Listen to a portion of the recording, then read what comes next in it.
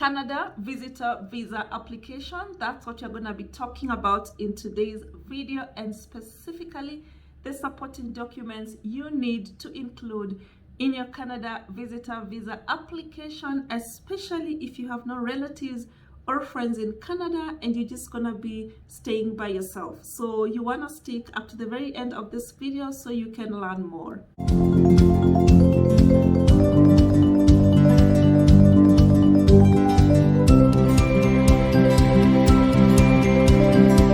Hello guys, welcome back to the channel. If you are new here, welcome, karibu. My name is Eva Mtalii and this is Travel with Eva Mtalii, your #1 YouTube channel for all things travel, visas, living abroad, working abroad, and studying abroad. So if any of those topics sound exciting to you, you want to hit the subscribe button below, and once you have done so, please remember to hit the notification bell so that every single time I post a new video, you do not miss out. Without much further ado, let's dive in and look at today's topic.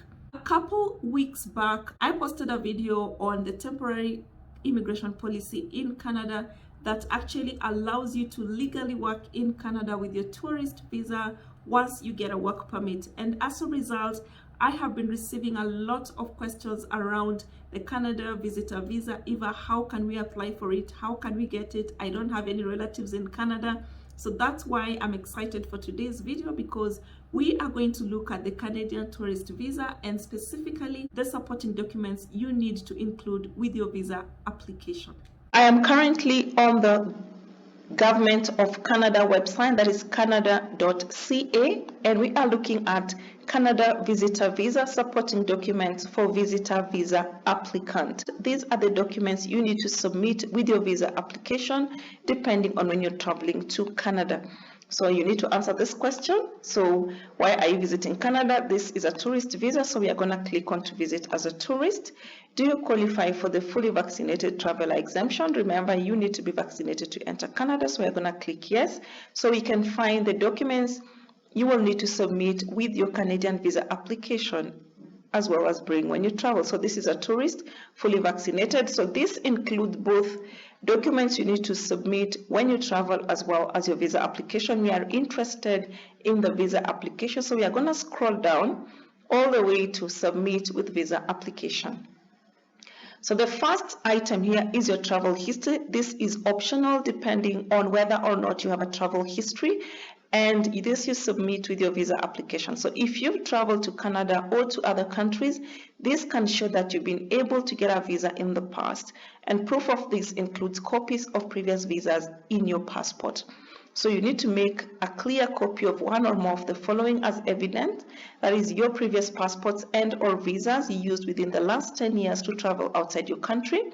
You can also submit copies of entry and exit stamps on your previous passports or current one, any study and or work permits that indicate your duration outside of your country, as well as any expired or valid visas.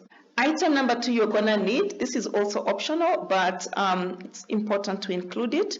That is your itinerary, which is basically documents that show how long you plan to stay and what you'll do while in Canada. So description of things you can include here are copies of any of the following flight details. So here is something else. When you want to get your visa, I would advise that you do not book any flights and pay for them until you have a visa at hand.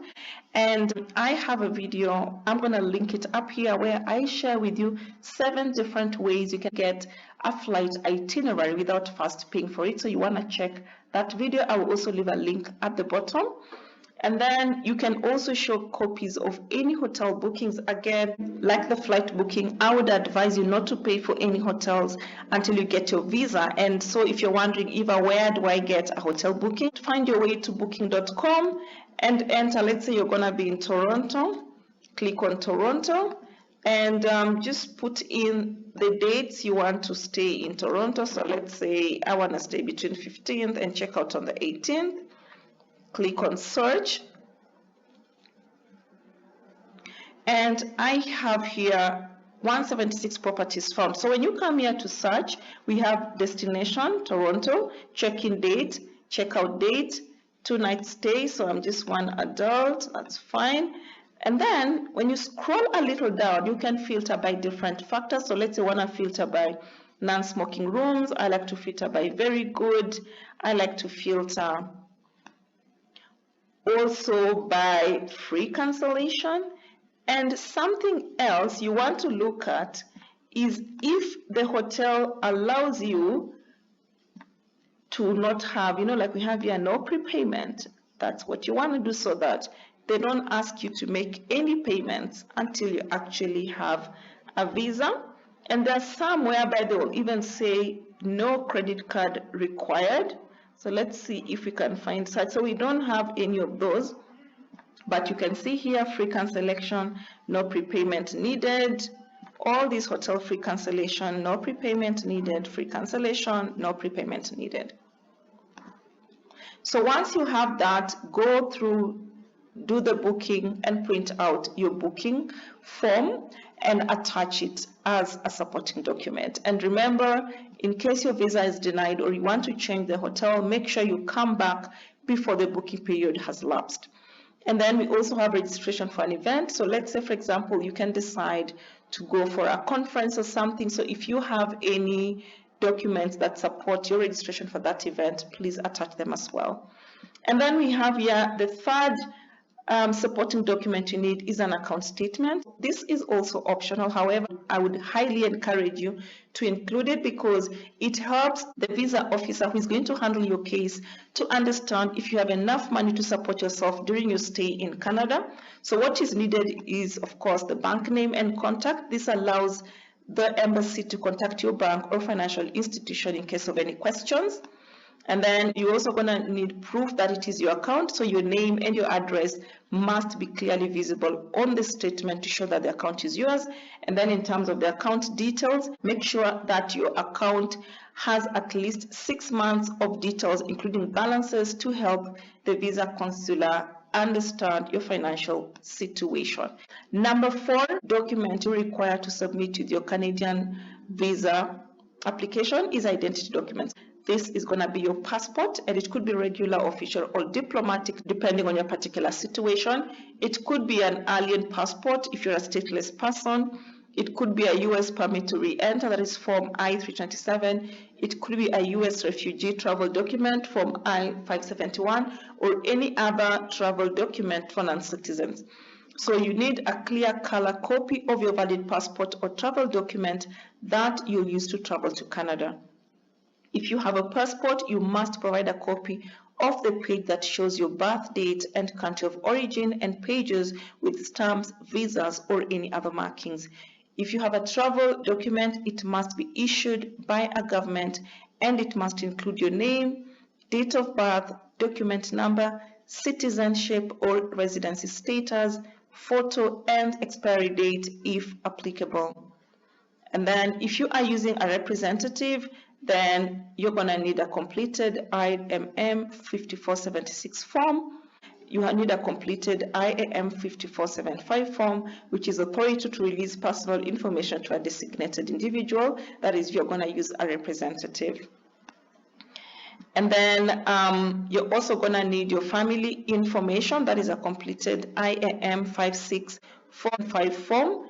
This is for every applicant who's 18 years or older. Another supporting document to include with your Canadian tourist visa application is your employer reference letter. Guys, this is so important, especially if you have a job. Make sure that the reference letter is on the company letterhead. And some of the things you want to make sure your employer includes is your name, your passport number, how long you have been with the company, what is your position, what is your salary, and make sure they explicitly state that from this date to this date, Eva is going to be on leave and she would love to visit Canada during this period, and she will come back to work for us at the end of her stay, and therefore we are in support of her visa application. You also want to include your pay slips, so make sure you include for at least 6 months, because the advantage of having your pay slip is that it's gonna support your bank statement. Because if, let's say, you've been earning a salary of 100,000, then there's going to be an entry in your bank account of the same amount. Make sure your pay slip is stamped with your company stamp, and that it is signed as well to show validity. You also want to include any tax returns that you have. So if you have been filing your tax returns, make sure to include those, because it's also going to show your salary and it's going to corroborate with your pay slip and how much is in your bank account. If you are a business person, make sure to include your copies of your business tax returns as well, copies of your business registration certificate, and any payments you have received, if it's on M-Pesa or if it's on PayPal or any other forms of payments you have been receiving. So something to take note of is that unlike other embassies like the US Embassy, for example, or other Schengen territories and countries, with the Canadian embassies, you do not get an opportunity to speak to a visa officer. You will fill out your application online, and then once you have all your documents, you send them by DHL or by any other courier company to the embassy. At least that's what happens in the embassy in Kenya. I'm not really sure about other countries. So that means that whatever information you provide to the visa officer is what they will solely use to make a decision on your application. In essence, therefore, you have to make sure that you include documents that answers any possible questions that the visa officer handling your case may be having. And that's why, in addition to the documents that are listed on the website, I highly encourage you to include a cover letter. So you want to stick around, make sure you subscribe to the channel, because in the next video we are going to be talking about what items to include in your Canadian visitor visa application cover letter, and I'm even going to share a sample cover letter with you. Well guys, that's it for today in terms of the Canadian tourist visa application supporting documents that are required. As usual, if you found this video helpful, please remember to give it a thumbs up by clicking on the like button below, leave a sweet comment below, and share it with all other people who might be interested in visiting Canada as temporary residents. Thank you for staying up to the very end of this video. I definitely look forward to meeting you on the next one. Bye guys.